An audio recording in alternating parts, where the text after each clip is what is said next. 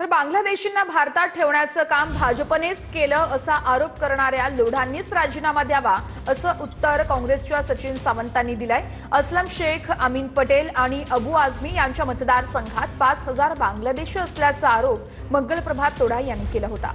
दरम्यान सचिन सावंतांना नवनाथ वन यांनी प्रत्युत्तरही दिलंय।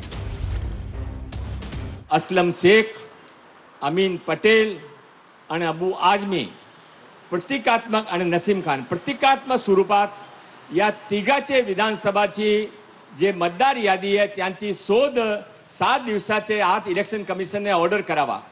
ने मैं चॅलेंजतून सांगतो, त्यांचे मतदार यादीमध्ये प्रत्येकचे मतदार यादीमध्ये कमीत कमी 5000 बांगलादेशी रोहिंग्या नाही सापडले, एक तर त्याने राजीनामा द्यावा, नाही तर मी राजीनामा देतो। त्याने पूर्ण महाराष्ट्राची मतदार यादी, पूर्ण मुंबईची मतदार यादी रोहिंग्या बांगलादेशचे भरलेली आहे। तुम्हाला या बांगलादेशींना त्यांच्या घरी पाठवण्यासाठी, त्यांच्या देशी पाठवण्यासाठी रोखलं कोणी? हे विसरलात का की भारतीय जनता पक्षाचा अल्पसंख्याक मोर्चाचा एक अध्यक्ष हा बांगलादेशी निघाला होता आणि या बांगलादेशी आणि रोहिंग्याबद्दल तुम्हालाच अधिक प्रेम आहे, कारण त्यांचा उपयोग तुम्हाला ध्रुवीकरणाच्या अजेंडासाठी करता येतो। म्हणजे बांगलादेशींना या देशामध्ये ठेवण्याचं काम हे तुम्हीच केलेलं आहे ना।